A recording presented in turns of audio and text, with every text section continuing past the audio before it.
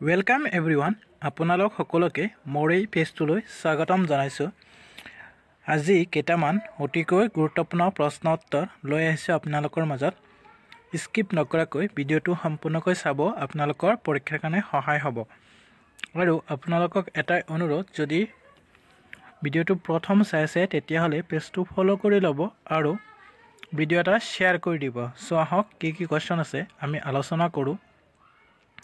প্ৰথম কোৱেশ্চন আছে, আহোম যুগৰ আমোদজনক আৰু জনপ্ৰিয় খেলটোৰ নাম কি?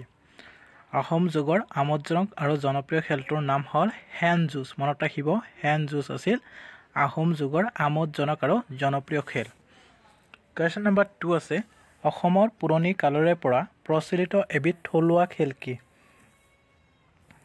অসমৰ পুৰণি কালৰে পৰা প্ৰচলিত এবিধ থলুৱা খেল হ'ল কঢ়ি খেল। মনত ৰাখিব, কঢ়ি খেল। কুৱেশ্যন নম্বৰ 3, অসমৰ আটাইতকৈ পুৰণি ফুটবল সংস্থা ডিব্ৰুগড় স্পৰ্টছ এছ'চিয়েশ্যন কেতিয়া গঠন হৈছিল? অসমৰ আটাইতকৈ পুৰণি ফুটবল সংস্থা ডিব্ৰুগড় স্পৰ্টছ এছ'চিয়েশ্যন কেতিয়া গঠন হৈছিল? উত্তৰ 1916 চনত। কুৱেশ্যন নম্বৰ 4, অসমৰ সৰ্বপ্ৰথম ৰঞ্জিত ট্ৰফী খেল অনুষ্ঠিত হোৱা ঠাইখনৰ নাম কি? অসমৰ সৰ্বপ্ৰথম ৰঞ্জিত ট্ৰফী খেল অনুষ্ঠিত হোৱা ঠাইখনৰ নাম কি?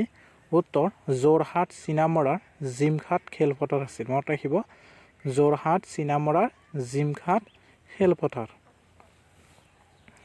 কুৱেশ্যন নম্বৰ 5, আহোম যুগত জাতীয় খেলৰ প্ৰাণকেন্দ্ৰ কি আছিল? আহোম যুগত জাতীয় খেলৰ প্ৰাণকেন্দ্ৰ কি আছিল? উত্তৰ ৰংঘৰ আছিল আহোম যুগত জাতীয় খেলৰ প্ৰাণকেন্দ্ৰ স্বৰূপ। মনত ৰাখিব, ৰংঘৰ। কুৱেশ্যন নম্বৰ 6, অসম মহিলা ফুটবল সংস্থা কেতিয়া গঠন হৈছিল?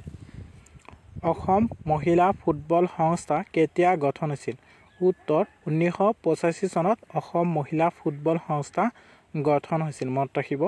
কুৱেশ্যন নম্বৰ 7, 2008 চনৰ ৰাষ্ট্ৰীয় সাঁতোৰ প্ৰতিযোগিতাত 50 মিটাৰ ব্ৰেক ষ্ট্ৰোকত ৰাষ্ট্ৰীয় অভিলেখসহ স্বৰ্ণ পদক কোনে অৰ্জন কৰিছিল? বহুত ইম্পৰ্টেণ্ট হয়, মনত ৰাখিব, কুৱেশ্যনটো আহিব পাৰে। উত্তৰ ফাৰিহা জামানে। মনত ৰাখিব, ফাৰিহা জামানে। এটা শ্বেয়াৰ কৰি দিব ভিডিঅ'টো অনুগ্ৰহ কৰি, আৰু পেজটো যদি এতিয়ালৈকে ফ'ল' কৰা নাই ফ'ল' কৰি ল'ব। কুৱেশ্যন নম্বৰ 8, একেৰাহে 26 ঘণ্টা সাঁতুৰি অভিলেখ গঢ়া অসমৰ সাঁতোৰবিদজন কোন আছিল? ইম্পৰ্টেণ্ট হয়, মনত ৰাখিব কুৱেশ্যনটো। উত্তৰ এলভিছ আলী হাজৰিকা আছিল একেৰাহে 26 ঘণ্টা সাঁতুৰি অভিলেখ গঢ়া অসমৰ সাঁতোৰবিদ। কুৱেশ্যন নম্বৰ 9, অসমৰ প্ৰথম মিষ্টাৰ ইউনিভাৰ্ছ খিতাপ লাভ কৰা খেলুৱৈজন কোন আছিল? অসমৰ প্ৰথম মিষ্টাৰ ইউনিভাৰ্ছ খিতাপ লাভ কৰা খেলুৱৈজন কোন আছিল? উত্তৰ মহাদেৱ ডেকা, 2009। মনত ৰাখিব, মহাদেৱ ডেকা আছিল। কুৱেশ্যন নম্বৰ 10, প্ৰথম অৰ্জুন বঁটা লাভ কৰা অসমীয়া খেলুৱৈজন কোন আছিল? প্ৰথম অৰ্জুন বঁটা লাভ কৰা অসমীয়া খেলুৱৈজন কোন আছিল?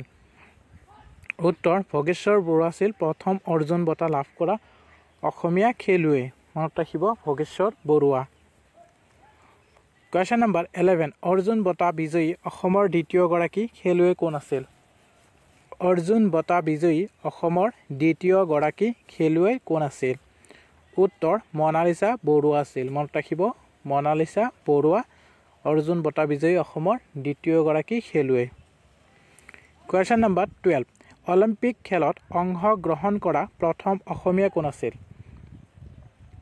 অলিম্পিক খেলত অংশগ্ৰহণ কৰা প্ৰথম অসমীয়া কোন আছিল? উত্তৰ ডক্টৰ তালিমেৰণ আও আছিল। মনত ৰাখিব, ডক্টৰ তালিমেৰণ আও আছিল। কুৱেশ্যন নম্বৰ 13, অসমৰ তৃতীয়গৰাকী অলিম্পিক খেলুৱৈ কোন আছিল?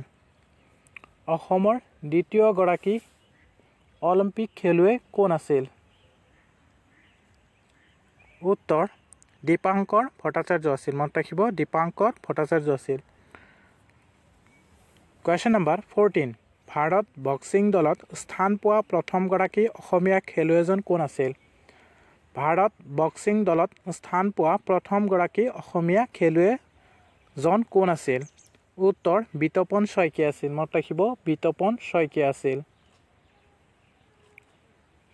বিতপন শইকীয়া আছিল Question number 15 এছিয়ান গেমছত স্বৰ্ণ পদক বিজেতা প্ৰথম অসমীয়া কোন আছিল এছিয়ান গেমছত স্বৰ্ণ পদক বিজেতা প্ৰথম অসমীয়া কোন আছিল উত্তৰ ভগেশ্বৰ বৰুৱা আছিল মনত ৰাখিব ভগেশ্বৰ বৰুৱা আছিল এটা শেয়াৰ কৰিব অনুগ্ৰহ কৰি আপোনালোক সকলোৱে এটা শেয়াৰ কৰি দিব ভিডিওটো Question number 16 মাউণ্ট